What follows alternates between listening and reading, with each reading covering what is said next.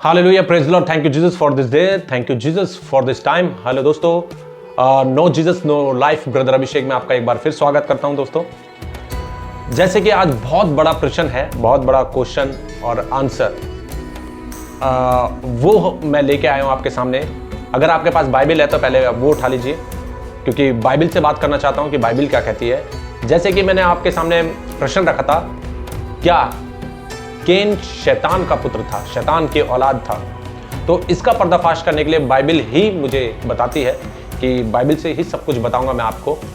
और जैसे कि मैं आपको बताना चाहता हूं कि मेरा एक फ्रेंड है, वो चर्च के ही हैं, उन्होंने बोला कि इन चीज़ों से क्या लाभ है कि हम पुराने उसमें जा रहे हैं। मगर मैं आपको बताना चाहता हूँ कि दुनिया के अंदर कोई अगर सबसे ज़्यादा पाप पाया जाता है तो वो व्यभिचार है।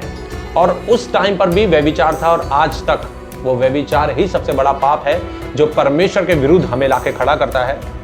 और जिसका क्षमा ना हो वो एक ऐसा पाप है जो पवित्र आत्मा की निंदा करे। और सेकंड जो बड़ा पाप है, वो सबसे बड़ा पाप व्यभिचार में। आप जानते हैं कि पूरी दुनिया, पूरा संसार व्यभिचार में डूबा जा रहा है, नंगापन बहुत ज्यादा हो गया है। इसलिए मैं आज प्रभु का वचन आपके सामने लेके आया हूं। और ये मैं इसलिए बोल रहा हूं क्योंकि मैं भी एक प्रभु के खिलाफ पाप करने वाला मनुष्य था। मैंने भी प्रभु के खिलाफ ऐसे बहुत से पाप किए शादी से पहले।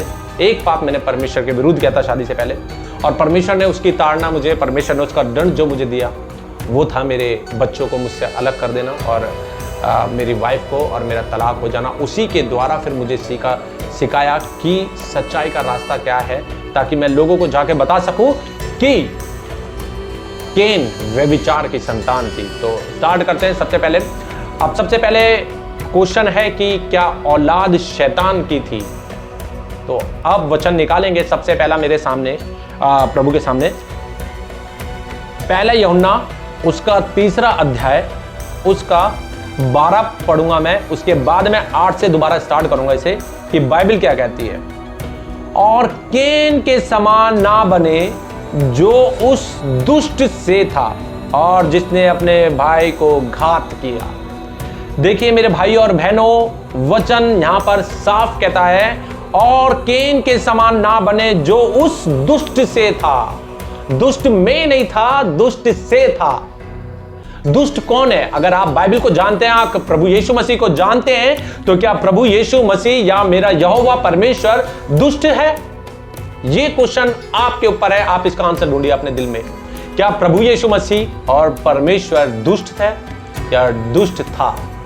क्योंकि वो दुष्ट शैतान था और वो दुष्ट इब्लीस था, इब्लीस। वो मैं आपको प्रूफ के साथ बताऊंगा। अब मैं 8 से पढ़ूंगा। जो कोई पाप करता है वह शैतान की ओर से है, वह शैतान की ओर से है, क्योंकि शैतान आरंभ से ही पाप करता आया है। परमेश्वर का पुत्र इसलिए प्रकट हुआ कि शैतान के कामों का नाश करे, और कोई परमेश्वर से जन्मा है वह पाप नहीं करता, क्योंकि उसका बीज, क्वेश्चन मार्क, बीज, ध्यान दीजिएगा, बीज उसमें बना रहता है और वह पाप कर ही नहीं सकता, क्योंकि परमेश्वर से जन्मा है। इसी से परमेश्वर की संतान और शैतान की संतान जाने जाते हैं। जो कोई धर्म के काम नहीं करता वह परमेश्वर से नहीं, और ना वह जो अपने भाई से प्रेम नहीं रखता। सुना है वह यह है कि हम एक दूसरे से प्रेम रखें, और केन के समान ना बने जो उस दुष्ट से था और जिसने अपने भाई को घात किया। और उसे किस कारण घात किया? इस कारण कि उसके काम बुरे थे और उसके भाई के काम धर्म के थे।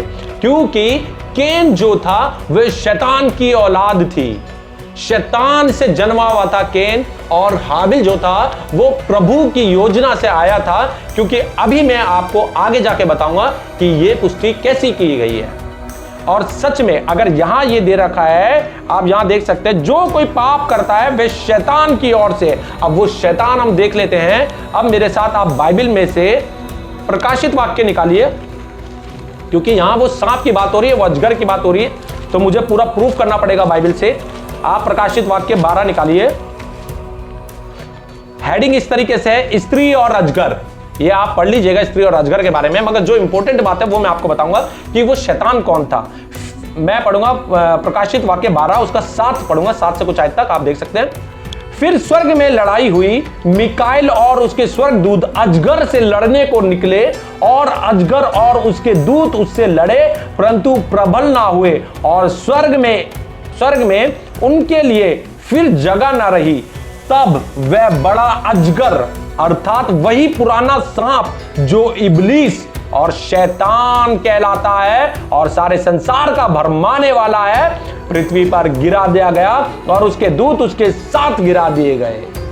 तो मेरे भाई और बहनों, बाइबल का वह वचन पूरा था जो उत्पत्ति से शुरू हुआ था, सांप से शुरू हुआ था और प्रकाशित वाक्य पे जाके इसका अंत हुआ है। वो कहता वही अजगर और वही पुराना सांप जिसका नाम शैतान के नाम से जाना जाता है, जिसका नाम इब्लीस के नाम से जाना जाता है, जो बाइबल बताती है कि सबसे बड़ा जो शैतान है वो इब्लीस है, वो शैतान है, वो आज भी हमारे आसपास रहता है।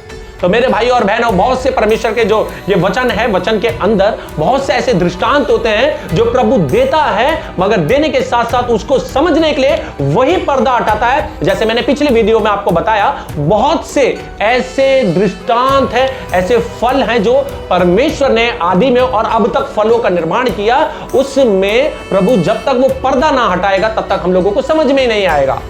तो मेरे भाई और बहनों, जब भी आप बाइबल पढ़ते हैं, बाइबल का कोई वचन होता है जहां पे स्टार बना हुआ होता है, आप देख सकते हैं, ठीक है, जैसे कि यहां पे लिखा गया है, तब वह बड़ा अजगर अर्थात वही पुराना सांप जो इब्लीस और शैतान कहलाता है और सारे संसार को भरमाने वाला है, पृथ्वी पर गिरा दिया गया और उसके दूत उसके साथ गिरा दिए गए। अब यहाँ पे क्या है, यहाँ एक स्टार आ जाता है। अब स्टार अगर आपको देखना है कि प्रभु का वचन कहां से कहां मोड़ता है, तो नीचे आप बाइबल के नीचे आके देख सकते हैं कि स्टार बने हुए होते हैं, उसका आंसर आपको वहां मिलेगा, या तो सेम डिट्टो वचन वहां मिलेगा। तो मैंने बहुत सी खोज करी, जब जाकर मुझे प्रभु ने ये वचन दिए। तो दोस्तों, जैसे कि मैं दृष्टांतों की बात कर रहा हूं, तो अब आ जाइए आप उत्पत्ति में।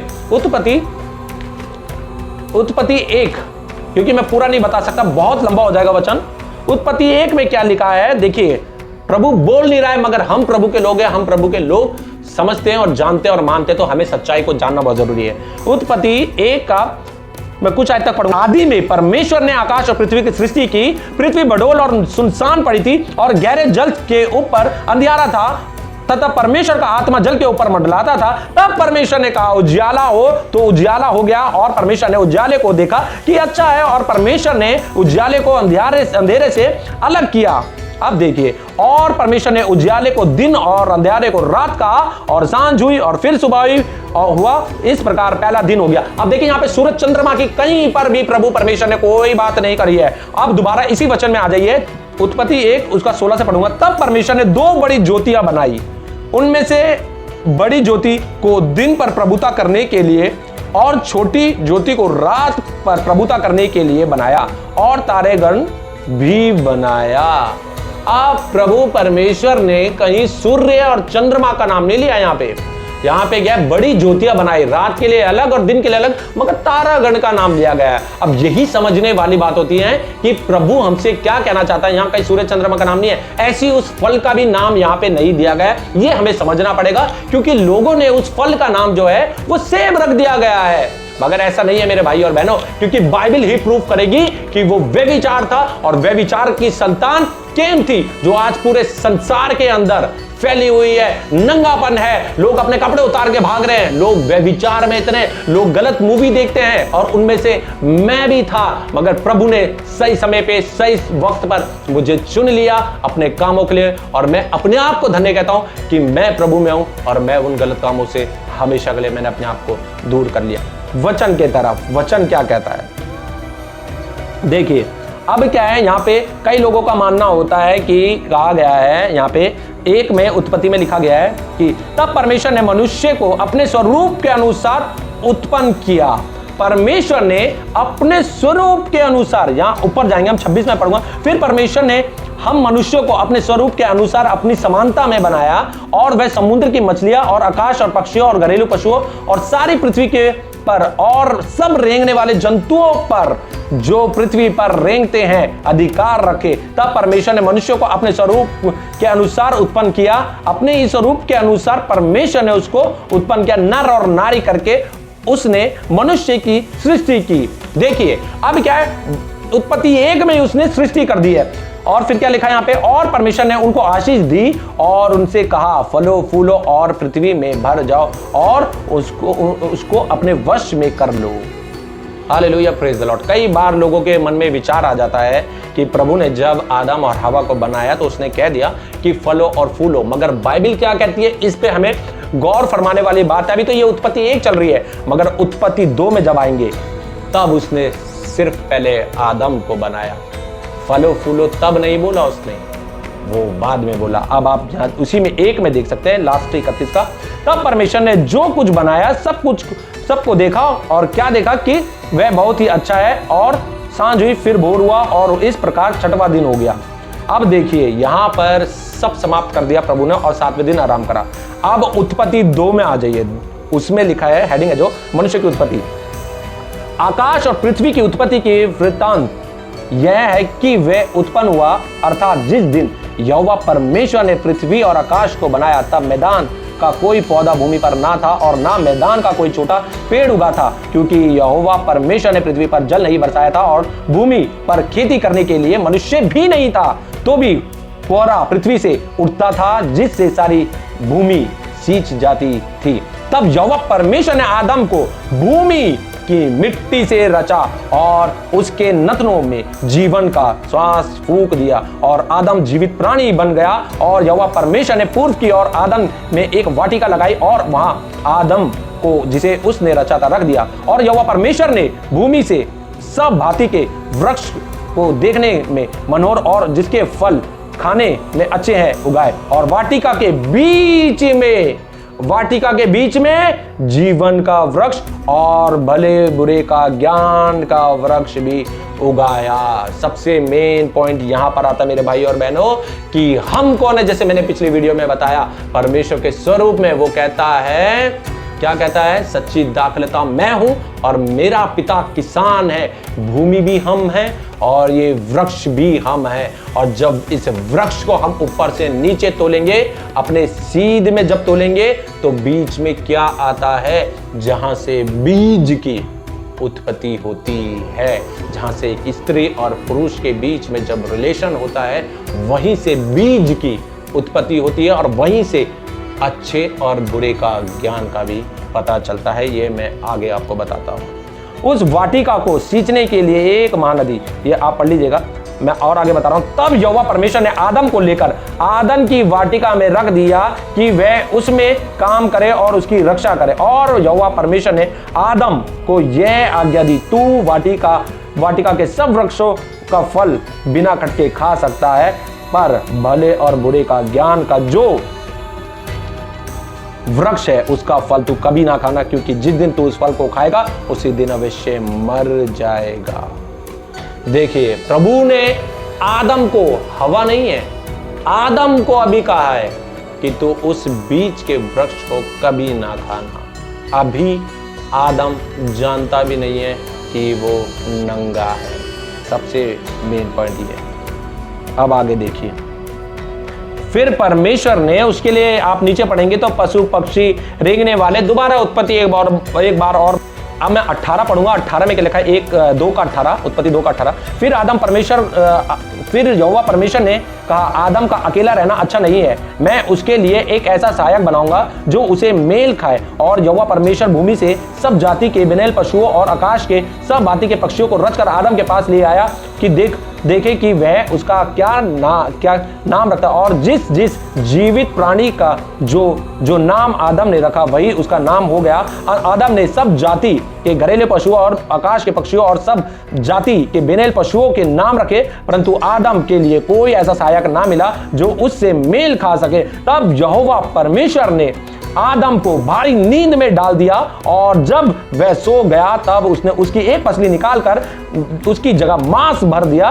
और यहोवा परमेश्वर ने उस पसली को जो उसने आदम में से निकाली थी स्त्री बना दिया और उसको आदम के पास ले आया। तब आदम ने कहा, अब यह मेरी हड्डियों में से हड्डी और मेरे मांस का मांस है, इसलिए इसका नाम नारी होगा, क्योंकि यह नर में से निकाली गई है। इस कारण पुरुष अपने माता पिता को छोड़कर अपनी पत्नी से मेल रखेगा और वे एक ही तन, गौर फरमाइएगा, एक ही तन बने रहेंगे। आदम और उसकी पत्नी दोनों नंगे थे पर लजाते ना थे।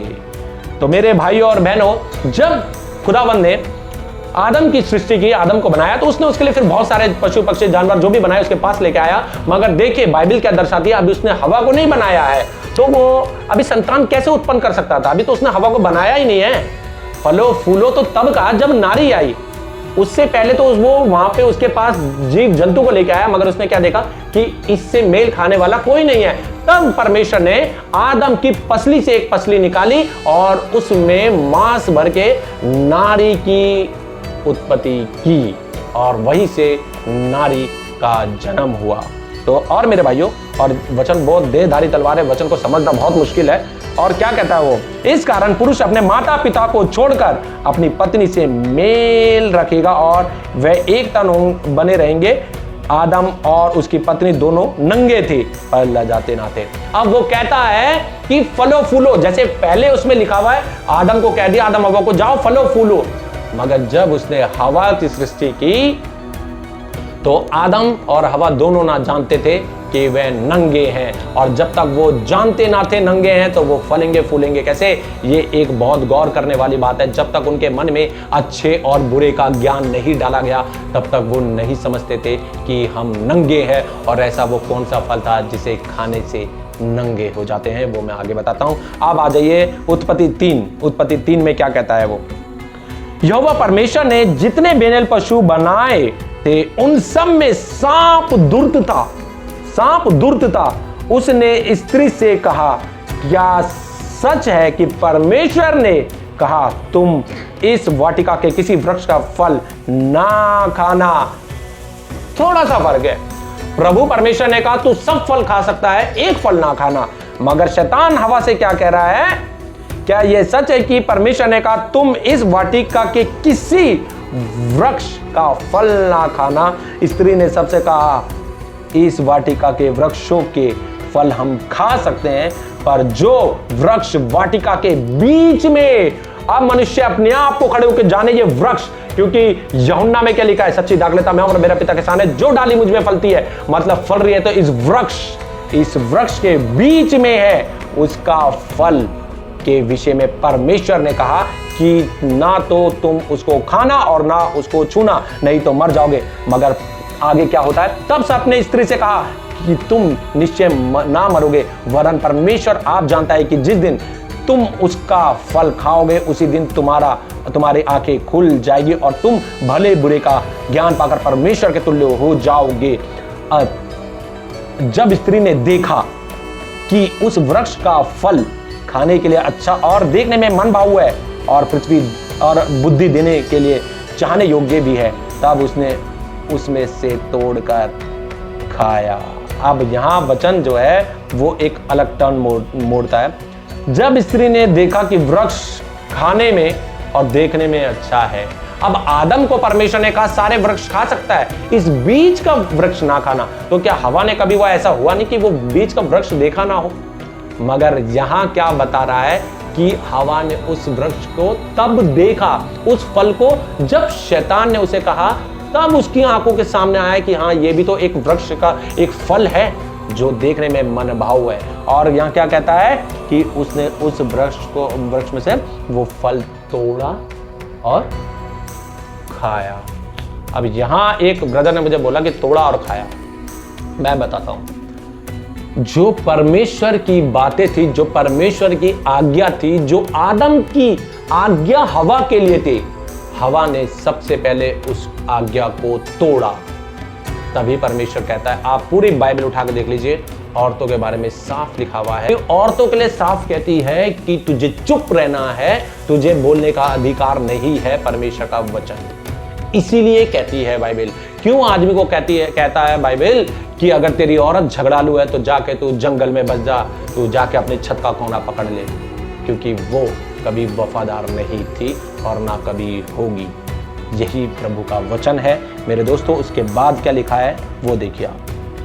जब हवा ने ये फल खा लिया तब क्या लिखा, तब उसने उसमें से तोड़कर खाया और अपने पति को भी दिया और उसने भी खाया। तब उन दोनों की आंखें खुल गई और उनको मालूम हुआ कि वे नंगे हैं, इसलिए उन्होंने अंजीर के पत्ते तोड़कर लंगोट बना लिए। अब देखिए, जब वो फल खाया उसने, तब उसको एहसास हुआ, रही तो हवा, ये तो नंगी है, अरे मैं तो आदम, मैं नंगा हूं। क्यों? एक फल खाने से क्या इंसान को ये पता चल जाता है, सेब खाने से, कि मैं नंगा हूं या मैं नंगी हूं? ये पता चलता है? नहीं, क्योंकि वो व्यभिचार का ही फल था।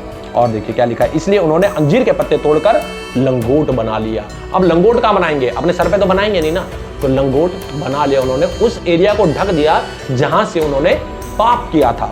जो परमेश्वर आगे के लिए उनकी योजना थी, परमेश्वर की जो योजना थी वो आगे थी, मगर परमेश्वर की योजना को तोड़कर वो पहले ही शैतान की योजना को पूरी कर चुके थे। तभी तो हवा गई शैतान के पास, तभी व्यभिचार उत्पन्न हुआ और तभी कैन का जन्म हुआ। अब देखिए, तब परमेश्वर ने जो दिन ठंडे समय वाटिका में फिरता था का शब्द सुनकर शब्द उनको सुनाई दिया।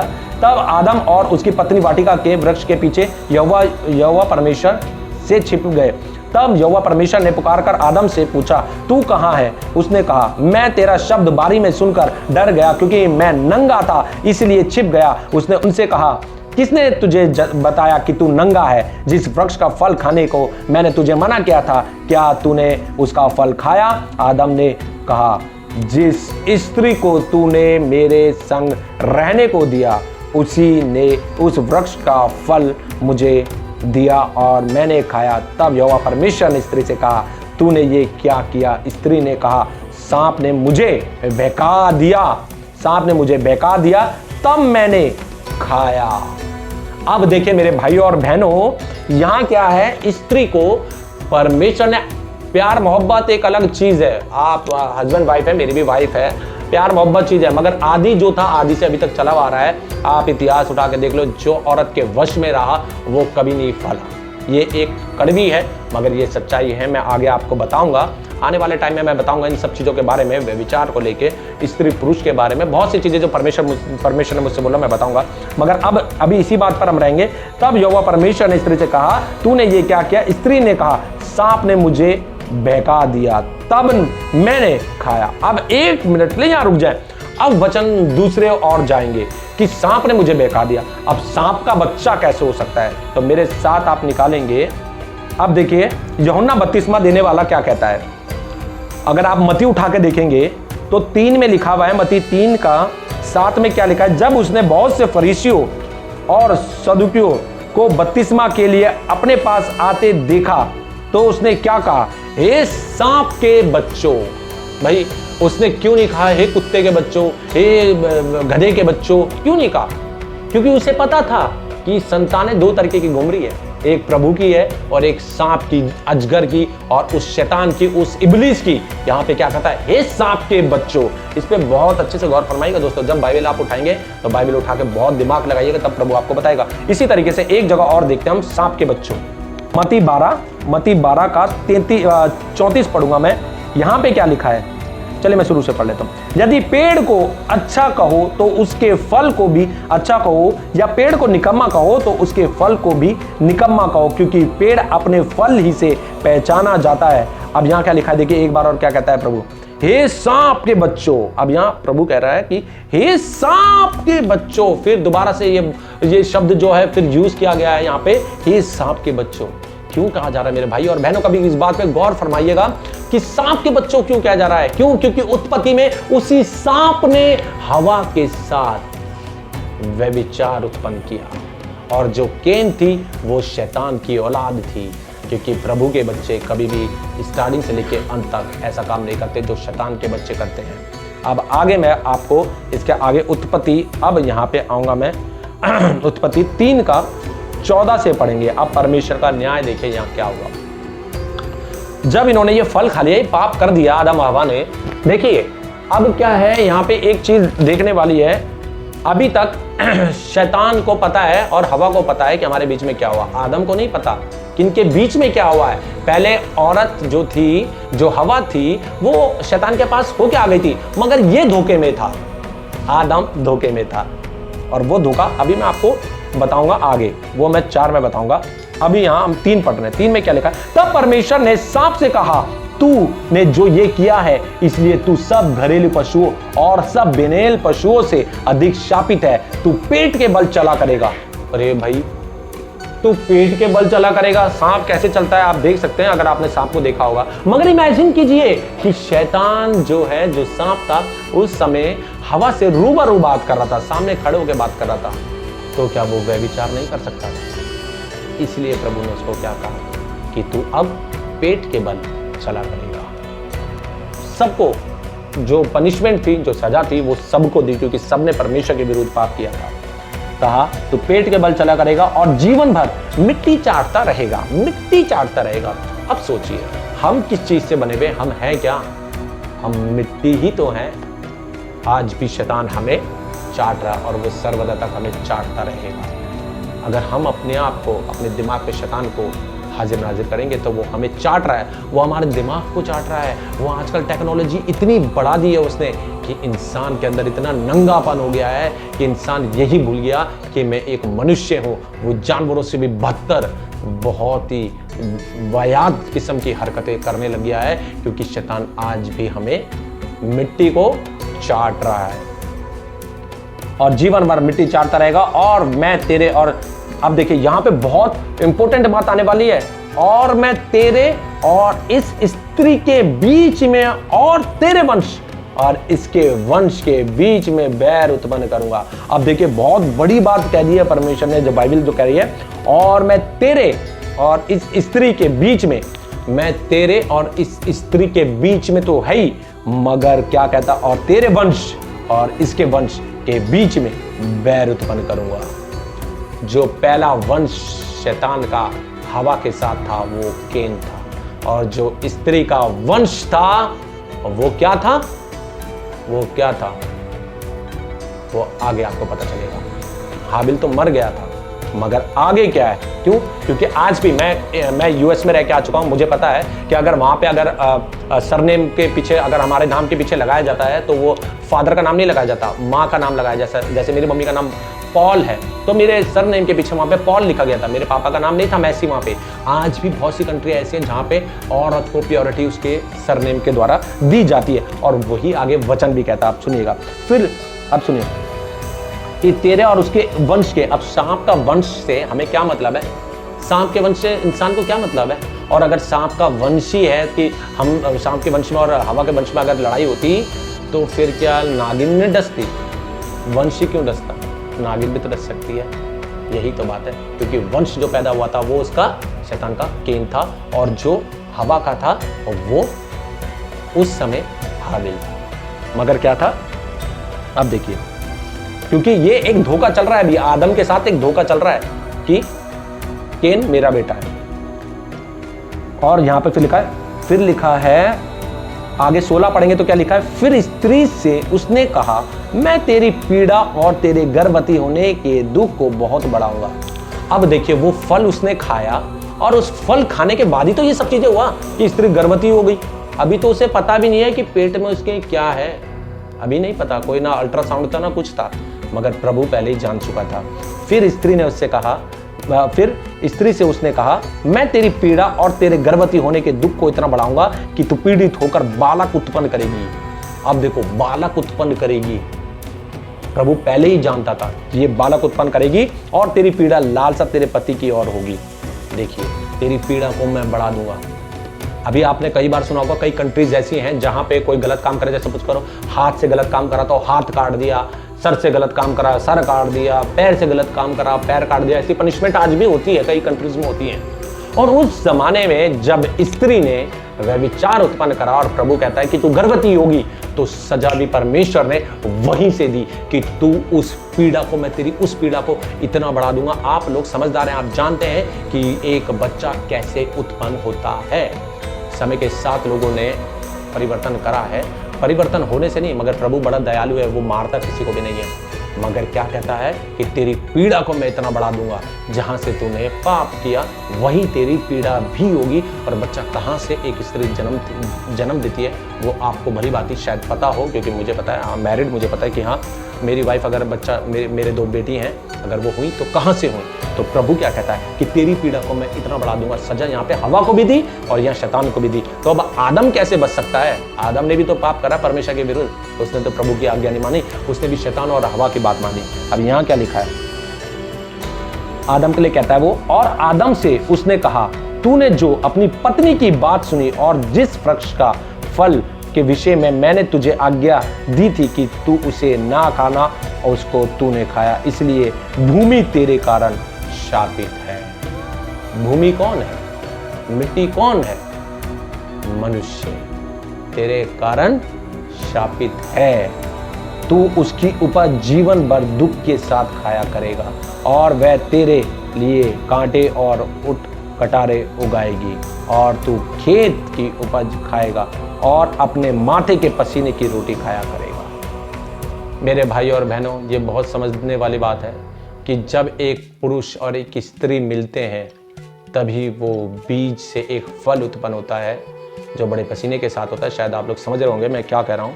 और आदमी को कहा कि तू जीवन भर तू दुख के और पसीने की रोटी खाएगा, तू अपने बच्चे पर निर्भर हो जाएगा, तू अपने बच्चों पर निर्भर हो जाएगा। और एंड क्या होता है? हर घर की कहानी है कि वही दिन वापिस आते हैं, लड़कों की शादी होती है और वचन क्या कहता है? वो माँ बाप को छोड़ेंगे और अपनी पति पत्नी एक तन होंगे और वो अपने माँ बाप को अलग करेंगे। और रोटी भी बड़े दुख के साथ आदमी आज भी खाता है, चाहे वो कितना भी बड़ा आदमी हो, चाहे वो कितना भी गरीब आदमी हो। रोटी अगर वो अपने बच्चों के द्वारा खा रहा है तो वो दुख की रोटी खाएगा जिंदगी भर, और अंत में मिट्टी में मिल जाएगा, क्योंकि तू उसी में से निकाला गया है। तू मिट्टी तो है और मिट्टी ही में फिर मिल जाएगा। तेरा अंत होना ही है। पहले प्रभु की कोई योजना नहीं थी कि मरेगा, मगर क्या ये फल खाने के बाद प्रभु ने उसको क्या बोला कि तू मिट्टी है और तू मिट्टी में ही मिल जाएगा, तो मिट्टी में ही दफन हो जाएगा, खत्म हो जाएगा तेरा इस दुनिया से सब कुछ। अब आगे क्या कहता है? आदम ने अपनी पत्नी का नाम हवा रखा, क्योंकि जितने मनुष्य जीवित हैं उन सब की आदि माता वही हुई। अब देखिए क्या कह रहा है, वचन समझने वाली बात है, अगर आप ध्यान देंगे। आदम ने अपनी पत्नी का नाम हवा रखा, क्योंकि जितने मनुष्य जीवित हैं उन सब की आदि माता वही हुई। और यहोवा परमेश्वर ने आदम और उसकी पत्नी के लिए चमड़े के अंग रखे बनाकर उनको पहना दिए। अब आदि माता कैसे? जैसे मैंने अभी आपको बताया कि बाहर की कंट्री में आज भी माँ के ऊपर सरनेम चलता है, माँ का नाम चलता है। आदम का वंश क्या केन? नहीं, ये बाइबल बताएगी मेरे भाई और बहनों, ये बाइबल अभी थोड़ी देर में बताएगी कि उसके वंश के अंदर केन का तो कोई नाम और निशान नहीं है। अगर कोई मुझे ये दिखा दे कि आदम के वंश में केन का नाम है तो आप मुझे जो बोलेंगे मैं करने को तैयार हूं। इसलिए मैं कह रहा हूं कि प्रभु वो वेदों को खोलता है, वो आंखों के सामने से वो पर्दा हटा देता है। मेरे भाई और बहनों, यहाँ पे जो ये लिखा हुआ है, और यहोवा परमेश्वर ने आदम और उसकी पत्नी के लिए चमड़े के, मगर उन्होंने वो परमेश्वर के विरुद्ध इतने पाप करे, जो उसने उसकी जो योजनाएं थी, जो उसके आज्ञा थी, उसको तोड़ा। मगर परमेश्वर ने एंड में अपना प्यार प्रकट किया, उसको चमड़े के बलि दी होगी, पहले बलि देके चमड़े का अंग रखा, उनके इर्द गिर्द बांध दिया, खुद पहनाया परमेश्वर ने जाकर। मगर आदि माता इसलिए कहलाई, क्यों? क्योंकि केन का वंश, वो जो शैतान का वंश था वो केन था, और जो हवा का वंश था वो कौन था? आदम और हवा का, वो सेत था। जैसे कि मैं अभी आपको आने वाले टाइम में बताने वाला हूँ। आदि पिता नहीं बोला गया है। अब गौर फरमाइएगा इस बात पे, आदम को नहीं बोला स्टार्टिंग में कि आदि पिता कहलाया अब तक, क्योंकि वहां उसका सिर्फ एक ही बेटा था, हाबिल, जो घात कर दिया गया था बाद में।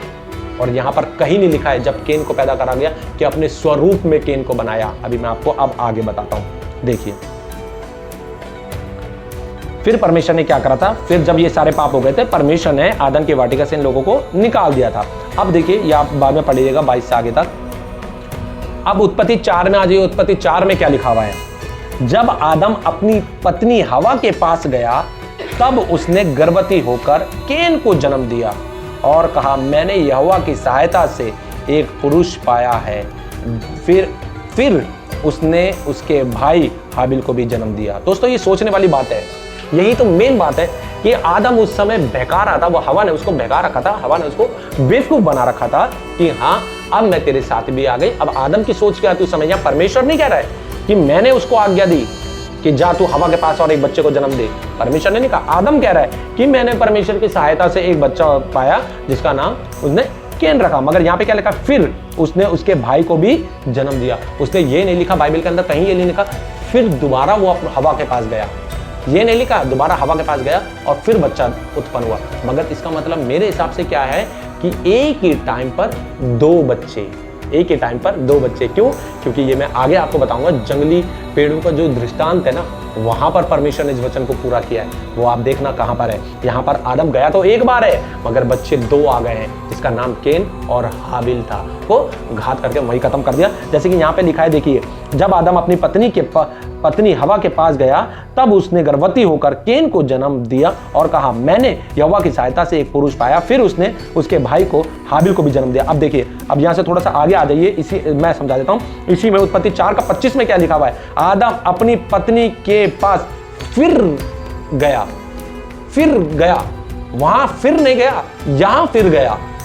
जब केन की उत्पत्ति हुई और हाबिल की उत्पत्ति हुई तो वहां फिर नहीं लिखा है, मगर यहां लिखा है आदम अपनी पत्नी के पास फिर गया और उसने एक पुत्र को जन्म दिया और उसने उसका नाम सेत रखा। फिर गया, वो दोबारा गया, तब जाके एक बच्चा पैदा हुआ। मगर स्टार्टिंग में कहीं नहीं लिखा कि फिर गया, मगर यहाँ पे गया एक बार था, मगर धोखे से दो बच्चे आए, जिनमें से एक पुत्र जो था वो केन शैतान का पुत्र था। जैसे कि मैंने बाइबल में अभी आपको पिछला पढ़ाया है कि वो उस दुष्ट से था, केन के बारे में साफ लिखा है उस दुष्ट से था, आप स्टार्टिंग में देख सकते हैं। ठीक है, अब देखिए, फिर उसने उसके भाई हाबिल को जन्म दिया। हाबिल बड़े, जो भी आप ये सब आप जानते हैं कि क्या हुआ, वो भेड़ बकरी चराता था और वो खेती करता था, वो सब हुआ। फिर मगर यहाँ पे क्या, एक दिन क्या हुआ, चलो मैं आपको बिना पढ़े बता देता हूँ, आपको समझ में आएगा। एक दिन क्या हुआ, परमेश्वर के सामने हाबिल और केन दोनों अपना भेंट लेके गए। जो वो था केन था बड़ा वाला, वो खेत की उपज लेके गया और जो छोटा वाला था हाबिल, वो चर्बी लेके गया।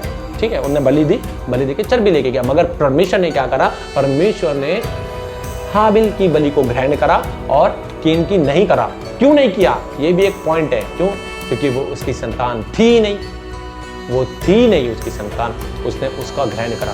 मगर ये क्रोधित हुआ, ये चिढ़ गया अंदर से केन कि ऐसा क्यों हुआ। मगर बाइबल उसी वचन को जो मैंने स्टार्टिंग में पढ़ा था दोहराती है कि शैतान का जो दिमाग होता है वो शैतान का होता है। इसीलिए शैतान ने अपना काम पूरे किया, उसने हाबिल को घात किया और मार दिया। क्योंकि यहाँ लिखा है, यदि तू भला करे तो क्या तेरी भेंट ग्रहण ना होगी, और यदि तू भला ना करे तो पाप द्वार पर छिपा रहता है और उसकी लालसा तेरी और होगी और तुझे उस पर प्रभुता करनी होगी। तब केन ने अपने भाई हाबिल से कुछ कहा और जब वे मैदान में थे तब केन ने अपने भाई हाबिल पर चढ़कर उसे घात किया। तब यहोवा परमेश्वर ने से पूछा, तेरा भाई हाबिल कहाँ है? उसने बड़े क्रोधित होकर कहा परमेश्वर से भी, मालूम नहीं क्या मैं अपने भाई का रखवाला हूं? उसने परमेश्वर को यह जवाब दिया, केन ने, क्योंकि उसके अंदर जो शैतान की जो आत्मा थी वो परमेश्वर से बातें कर रही थी उस समय। उसने कहा, तूने ये क्या किया? तेरे भाई का लहू भूमि में मेरी ओर चिल्लाकर मेरी दुहाई दे रहा है। तो मेरे भाइयों और बहनों, ये सच्चाई है कि अगर हम प्रभु के लोग हैं, अगर हम प्रभु के जन हैं, अगर हम प्रभु की संतान हैं, तो हमको अपने अंदर से बहुत सी चीजों को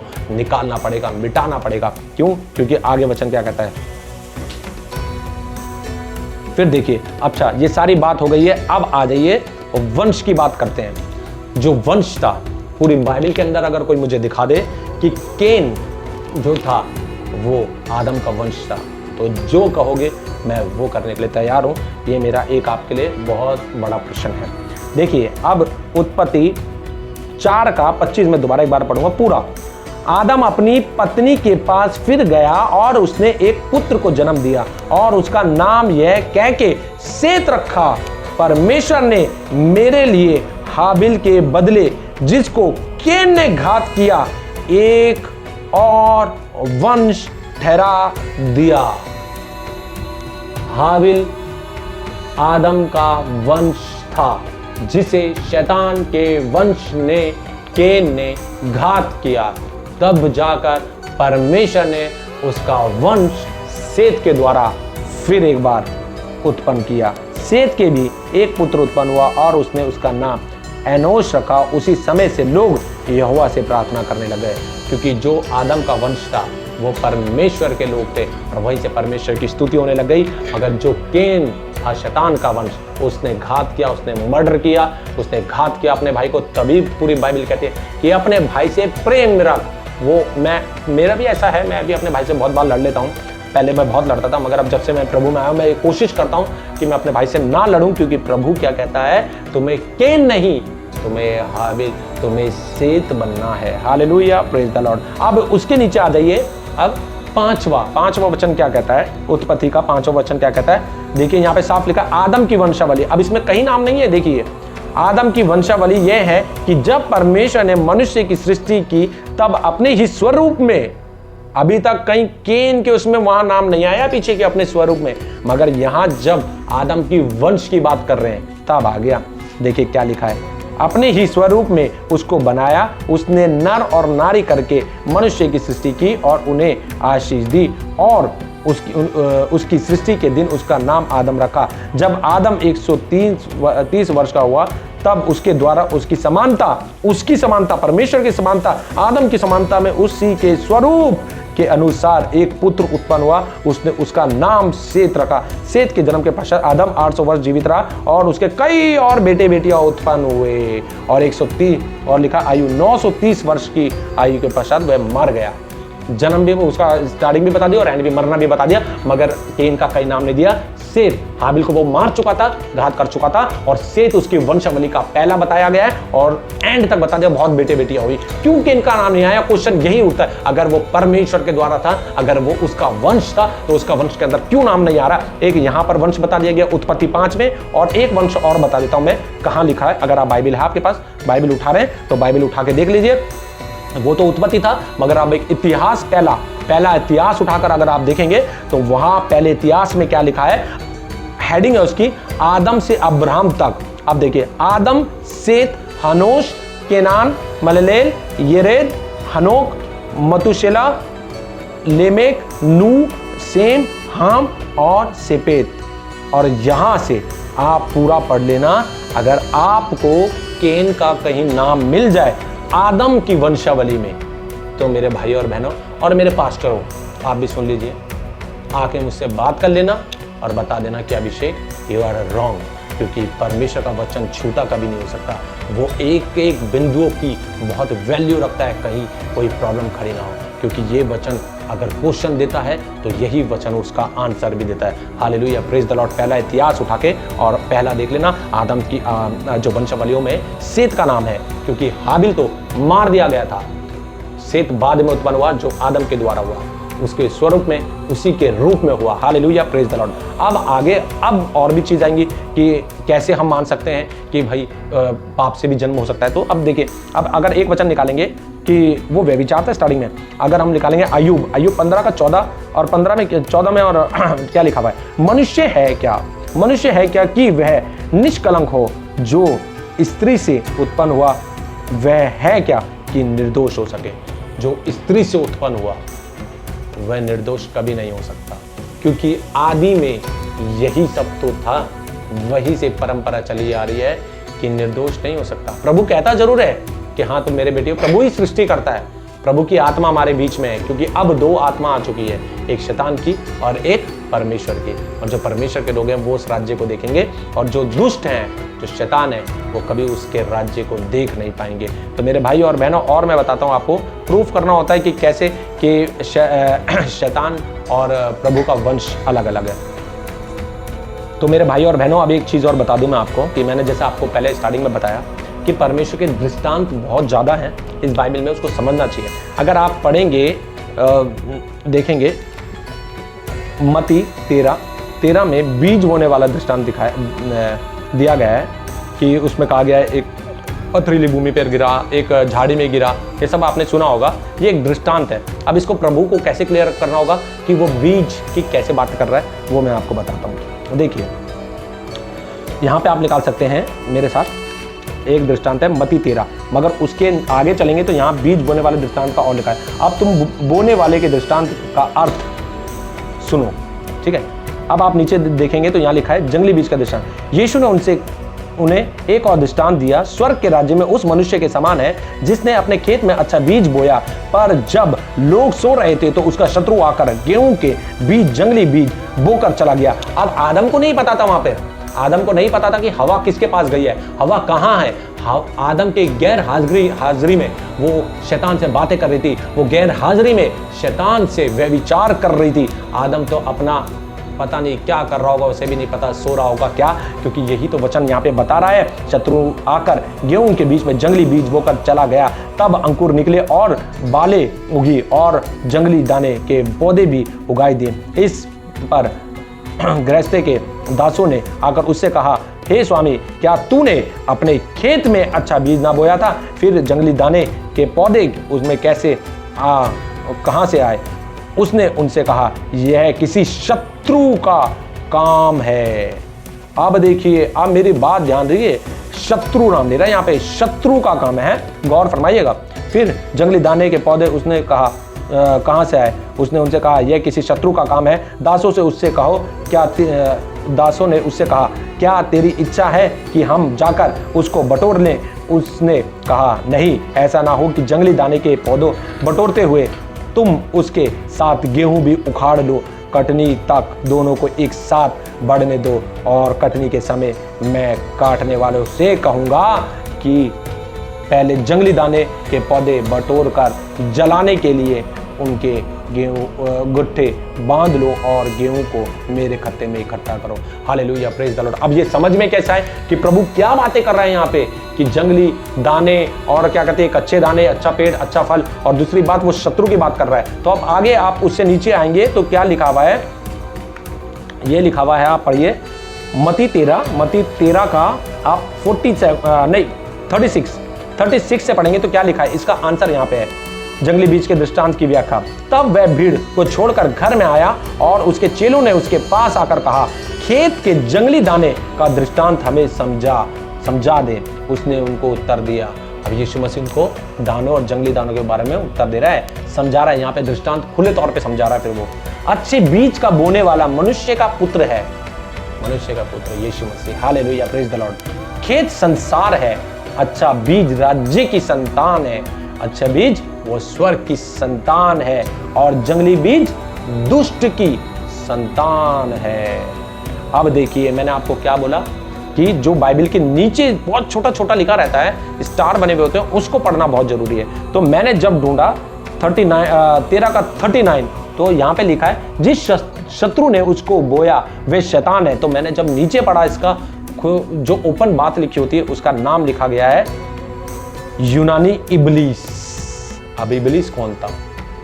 वही शैतान था। मेरे भाई और बहनों, यहाँ वचन बिल्कुल क्लियर कर दे रहा है कि वो जो गेहूं और जो खेत में दाने बोए गए थे, जो दुष्ट आया था और उसने जो जंगली बीज बोए थे, वो इबलीस था जब आदम सो रहा था। अब आप खुद पढ़ लीजिए अगर आपको समझ में आएगा, क्योंकि प्रभु, मैं तो कहता हूं कि आपकी बुद्धि को भी खोले। और देखिए क्या लिखा है, जिस शत्रु ने उसको बोया वह शैतान था, वो इबलीस था। नीचे आप 39 देख सकते हैं, सबसे नीचे 13 का 39 लिखा है, उसका शैतान का नाम भी लिख रखा है, इबलीस था। कटनी जगत का अंत है और काटने वाले स्वर्गदूत हैं। अंत जैसे जंगली दाने बटोरे जाते और जलाए जाते, वैसे ही जगत के अंत में होगा। मनुष्य का पुत्र अपने स्वर्गदूतों को भेजेगा और वे उसके राज्य में से सब ठोकर के कारण को और कुकर्म करने वालों को इकट्ठा करेंगे और उन्हें आग के कुंड में डालेंगे, जहां रोना और दांत पीसना होगा। उस समय धर्मी अपने पिता के राज्य में सूर्य के समान चमकेंगे। जिसके कान हो वह सुन ले। देखिए, अब आ गया ना यहाँ पे सूर्य का नाम। आदि में सूर्य का नाम नहीं लिया प्रभु ने। यही तो खोलने वाले विचार है, यही तो आंखों के आगे पर्दा हटने वाली बात है कि प्रभु आगे नाम नहीं ले रहा, मगर बाइबल के अंदर बहुत जगह सूर्य चंद्रमा का नाम ले दिया गया है। मेरे भाई और बहनों, यही बात है कि जब आदम सो रहा था, जब वो खेत था, तो खेत के अंदर जब आदम सो रहा था, तो हवा शैतान के बीच में जो व्यभिचार उत्पन्न हुआ, वहां से एक संतान उत्पन्न हुई जिसका नाम केन था, और वो आज भी हमारे बीच में है। मगर मेरे भाई और बहनों, अगर ये विचार कभी आपके जीवन में आए कि नूह के समय दुनिया का अंत हो गया था, सिर्फ नूह की फैमिली बची थी, तो इसके बारे में मैं आगे बताऊंगा कि वहां से केन का जो एक कह सकते हैं कि वंश का वो खत्म हो चुका था, सब मर गए थे। मगर आगे मैं बताऊंगा कि आज भी शैतान कैसे जिंदा है, क्योंकि वचन देधारी है और दो तरीके से बोलता है। वो मैं आपको बाद में बताऊंगा मेरे दोस्तों, मेरे भाइयों। अगर आपको इतना समझ में आया होगा कि प्रभु क्या कहता है कि वो इबलीस था, वो शैतान था, वो अजगर था, हे सांप के बच्चों, अब कितनी बातों में परमेश्वर आपको समझाना चाहेगा कि इस दुनिया का सबसे गंदा पाप जो है वो व्यभिचार था और आज भी व्यभिचार है। क्योंकि शैतान कहता है मिट्टी चाटेगा। आज देखिए इंटरनेट इतना फ्री हो चुका है कि छोटे छोटे बच्चे क्या, बूढ़े क्या, जवान क्या, स्त्री क्या, पुरुष क्या, सब एडल्ट मूवी के शौकीन हो चुके हैं। एडल्ट मूवी देखते हैं, गंदी गंदी फोटोज देखते हैं, गंदी, और हम भी उसमें से थे। मगर मैं प्रभु का धन्यवाद करता हूं कि प्रभु ने मुझे संभाल लिया सही समय पे। प्रभु ने मुझे वो तौफीक दे दी कि परमेश्वर ने मुझे वो बुद्धि दे दी कि मैं इन बातों को बहुत अच्छे बुरे तरीके से मैं समझने लग गया, अच्छे बुरे का ज्ञान समझने लग गया कि अच्छा क्या है और बुरा क्या है। तो मेरे भाई और बहनों, अगर परमेश्वर के राज्य में जाना चाहते हो, परमेश्वर के उस द्वार को खटखटाना चाहते हो, तो आपको इस व्यभिचार की दुनिया को, आपको नंगेपन को छोड़ना पड़ेगा। और ये चीजें जो व्यभिचार और नंगापन है, इसके बारे में तो मैं आगे बताऊंगा। मगर प्रभु क्या कहता है? प्रभु यही कहता है कि जो दुष्ट की संतान, जो शैतान की संतान है, वो हमेशा बहुत गलत काम करते हैं, मगर प्रभु के जो संतान है वो आज अपने आप को संयम में रखती है। प्रभु कहता है, मैं अपनी वाइफ को हमेशा कहता हूं कि तुझे परमेश्वर ने चुप होने के लिए बोला है, क्योंकि तूने परमेश्वर के विरुद्ध, तूने अपने पति के विरुद्ध पाप किया था आदि में, इसलिए तू शांत रहे। आज आप देख सकते हैं कि औरत के द्वारा, एक लेडीज के द्वारा, एक स्त्री के द्वारा आदमी बहका दिया जाता है। नीति वचन उठा के पढ़ लेना मेरे भाई और बहनों, प्रभु क्या कहता है। इसलिए मैं कहता हूँ कि टंके की चोट पर कहता हूँ मैं कि केन शैतान की, इबलीस की औलाद थी। जो वचन मैंने आपको दिए आप पढ़ सकते हैं, सुन सकते हैं। अगर मेरे पास और वचन है तो मैं आपको देता हूँ। एक वचन है मेरे पास और, जैसे कि मैंने पिछली वीडियो में फल के बारे में डाला था, एक फल और मुझे मिला, क्योंकि परमेश्वर की अगर हम स्वरूप में बने हैं तो वचन क्या कहता है यहाँ पे, अगर आप चाहें पढ़ेंगे तो लूका 1 का हम पढ़ेंगे और 39 से मैं कुछ पढ़ूंगा। उन दिनों में मरियम उठकर शीघ्र ही पहाड़ी देश में यहूदा के एक नगर को गई और जकरिया के घर में जाकर एलिशबा को नमस्कार किया। एलिशबा ने मरियम को नमस्कार सुना तो ही बच्चा उसके पेट में उछला और एलिशबा पवित्र आत्मा से परिपूर्ण हो गई और उसने बड़े शब्द से पुकार कर कहा, तू स्त्रियों में धन्य है और तेरे पेट का फल धन्य है। देखिए पेट का फल, यहाँ पे फिर एक फल की बात आ गई। क्या फल जो है वो यही है, क्योंकि हम ही में पेड़ है और हम ही में ही फल है। हालेलुया, प्रेज़ द लॉर्ड, परमेश्वर की स्तुति हो। और अगर है मेरे पास वचन तो मैं और आपको देता हूँ। और मेरे भाइयों बहनों, अब एक बात और क्लियर होती है, यहाँ पे क्या दे रखा है। यहाँ पे आप पहला कुरिन्थियों 6 का उठा के देखेंगे तो यहाँ पे लिखा है, मैं आपके सामने पढ़ूंगा 15 से कुछ तक पढ़ूंगा। क्या तुम नहीं जानते कि तुम्हारी देह मसीह का अंग है? तो क्या मैं मसीह के अंग लेकर उन्हें वेश्या का अंग बनाऊं? कदापि नहीं, वेश्या का अंग बनाऊं। देखिए बाइबल क्या कहती है, क्या तुम नहीं जानते कि जो कोई वेश्या से संगति करता है वह उसके साथ एक तन हो जाता है, क्योंकि लिखा है वे दोनों एक तन होंगे। और वे दोनों एक तन कौन होंगे? वे दोनों एक तन कौन होंगे? दोबारा चलते हैं उत्पत्ति में, क्योंकि यहां देखिए क्या लिखा है, उत्पत्ति 2 का 24 में, इस कारण पुरुष अपने माता पिता को छोड़कर अपनी पत्नी से मिला रहेगा और वे एक ही तन बने रहेंगे। कहता है वहां पे वेश्या नाम आ गया। अगर एक स्त्री 2 के साथ होती है तो क्या कहते हैं? आदि में दोस्त, एक स्त्री 2 के साथ थी, एक शैतान और एक आदम के साथ, क्योंकि वचन यहाँ पे पूरा हो रहा है। अब देखिए एक तन होंगे और निकाल लेते हैं। एक वचन और है जो एक तन होंगे, यहाँ लिखा है, इस कारण मनुष्य अपने माता पिता से अलग होकर अपनी पत्नी के साथ रहेगा और वे दोनों एक तन होंगे। मत्ती 19 का 5। देखिए यहाँ पे फिर वही आ गया कि जो मैंने अभी आपसे बात करी है कि यहाँ पे क्या लिखा है, कदापि नहीं, क्या तुम नहीं जानते कि जो कोई वेश्या से संगति करता है वह उसके साथ एक तन हो जाता है, क्योंकि लिखा है, पूर्व में लिख दिया गया था, वह दोनों एक तन होंगे। तो आप इस बात को बहुत अच्छे से समझ सकते हैं कि उस टाइम पर कि हवा एक शैतान के साथ भी थी और आदम के साथ भी थी, तभी एक तन थे। और परमेश्वर का वचन बाइबल क्या कहती है कि वेश्या की भाषा इस्तेमाल करी गई है। यहाँ पे आप देख सकते हैं, पहला कुरिन्थियों 6 का 14 से लेकर 15 पढ़ सकते हैं आप। साफ साफ लिखा हुआ है। तो मेरे भाई और बहनों, मैं यही अंत करूंगा अपना एक वचन पढ़ के। दूसरा कुरिन्थियों 11, यहाँ साफ लिखा हुआ है, परंतु मैं डरता हूँ कि जैसे सांप ने अपनी चतुराई से हवा को बहकाया, वैसे ही तुम्हारे मन उस सीधाई और पवित्रता से जो मसीह के साथ होनी चाहिए कहीं भ्रष्ट ना हो जाए। तो मेरे भाई और बहनों, सच में ये एक बात सच है। अगर आप बाइबल पढ़ेंगे, आपके आंखों के आगे पर्दा हटेगा, तब आपको पता चलेगा। जितने वचन मैंने आपको दिए हैं वो एक सच्चाई के हैं कि शैतान का जो बेटा था वो केन था। क्योंकि देखिए, वचन साफ क्लियर वचन ने कर दिया है कि शैतान जो है वो दुष्ट का था। क्योंकि मैं आपको बताऊंगा, यहाँ पे साफ साफ लिखा हुआ है, देख सकते हैं आप। अपने वचन का यहीं से अंत करूंगा कि यहाँ क्या लिखा है। जैसे कि पहला यूहन्ना 3 उसका 12 यहाँ क्लियर दे दिया है, और केन के समान ना बने जो उस दुष्ट से था और जिसने अपने भाई को घात किया।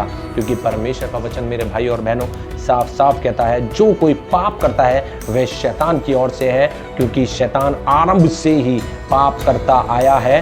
परमेश्वर का पुत्र इसलिए प्रकट हुआ कि शैतान के कामों का नाश करे। जो कोई परमेश्वर से जन्मा है वह पाप नहीं करता, क्योंकि उसका बीज उनमें बना रहता है और वह पाप कर ही नहीं सकता, क्योंकि परमेश्वर से जन्मा है। इसी से परमेश्वर की संतान और शैतान की संतान। अब देखिए, यहाँ पे एक पॉइंट मैं आपको और दूंगा। इसी के नीचे जब आप आएंगे, जो स्टार बने हुए हैं, 8 में क्या लिखा है, यहाँ पे 8 वचन में क्या लिखा है, देखिए यहाँ पे लिखा है, और जो कोई पाप करता है वह शैतान की ओर से है। और यहाँ साफ लिख रखा है नीचे, इबलीस से है। वो शैतान की औलाद है, शैतान का बच्चा है, जो इबलीस से पैदा होता है, जो शैतान के कार्य करता है। तो मेरे भाई और बहनों, यही प्रभु का वचन है। और परमेश्वर कहता है, इसी से परमेश्वर की संतान और शैतान की संतान जाने जाते हैं। जो कोई धर्म के कारण नहीं करता वह परमेश्वर से नहीं, और ना वह जो अपने भाई से प्रेम रखता। सुना है और लिखा यहाँ पे, क्योंकि जो समाचार तुमने आरंभ से सुना है वह यह है कि हम एक दूसरे से प्रेम रखें, और केन के समान ना बने कि जो उस दुष्ट से था और जिसने अपने भाई को घात किया। दोस्तों, मेरे भाई और बहनों, यही मैं अपना वचन का अंत करूंगा, यहीं पे अंत हो जाता है। मैं ये इसलिए नहीं बता रहा हूँ कि ये एक वचन है और वचन सिर्फ पढ़कर और सीधा निकल जाना, एक कान से सुन के दूसरे कान से। मगर प्रभु कहता है कि व्यभिचार कई प्रकार के होते हैं। लालच का होता है, स्त्री का लालच होता है, घर का लालच होता है, बहुत तरीके के व्यभिचार। मगर जो अंदर से जो व्यभिचार, जो पाप उत्पन्न होता है, वो सिर्फ व्यभिचार है। मेरे भाई और बहनों, अभी भी समय है, अभी भी वक्त है, मन फिराओ और परमेश्वर के पास आओ। बहुत से पाप हम जाने अनजाने में कर देते हैं। मैं भी एक पापी मनुष्य था और मैंने भी परमेश्वर के विरुद्ध बहुत पाप किए। मगर समय ऐसा आया कि परमेश्वर ने तोड़ा और परमेश्वर अपने पास लेके आ गया। और बहुत अच्छा है कि दुनिया में जीते जी परमेश्वर अपने पास लेके आ गया, क्योंकि एक समय ऐसा आने वाला है जब वो स्वर्ग और नर्क का न्याय होगा, जब वहाँ सिंहासन पे हम खड़े होंगे। और उस समय हमारे पास समय नहीं होगा सुधरने का, उस समय हमारे पास वक्त नहीं होगा सुधरने का। उस समय हम गिड़गिड़ाते रहेंगे प्रभु के आगे, हे प्रभु यीशु मसीह, हे मेरे परमेश्वर, मुझे थोड़ा सा वक्त और दे दे, क्या मैं अपना जीवन सुधार दूँ। मगर परमेश्वर कहेगा कि मैंने तुझे बहुत ज़्यादा टाइम दिया था, तू नहीं सुधरा, तू इस दुनिया में खो गया था। मगर अब तेरे पास समय नहीं है। मेरे मसीह भाई बहनों, मेरे परमेश्वर के लोगों, मेरे यीशु मसीह के लोगों, अभी भी समय है, अभी भी वक्त है। अपना मन फिराओ और परमेश्वर के पास वापस आ जाओ, क्योंकि ये संसार की चीज़ें, ये अभिलाषाएं सिर्फ यहीं रह जानी है, यहीं दफन हो जानी है। मगर वो जो स्वर्ग में हमारे लिए जगह तैयार करने गया है, उसके लिए हमें जगह तैयार करनी है। Hallelujah, praise the Lord. हम उस केन के समान ना बने, हम उस शैतान के बच्चे ना बने, हम प्रभु यीशु मसीह के बच्चे बने। बहुत सी चीज़ ऐसी है मेरे दोस्तों और मेरे भाई और बहनों, जो प्रभु हमें बताना चाहता है, प्रभु हमें समझाना चाहता है। और कई ऐसे मोड़ आते हैं, हम समझते हैं और सही हो जाते हैं, मगर हम फिर भटक जाते हैं। मेरे भाई और बहनों, बस मेरा यही वचन समाप्त होता है। तब तक प्रभु आपको आशीष दे। आगे मैं और आपको बताऊंगा कि सच में परमेश्वर व्यभिचार से घृणा करता है। बहुत से परमेश्वर के, क्योंकि 75% सिर्फ व्यभिचार के ऊपर बाइबल लिखी गई है। और व्यभिचार ना करें, प्रभु में चले। Hallelujah, praise the Lord, God bless.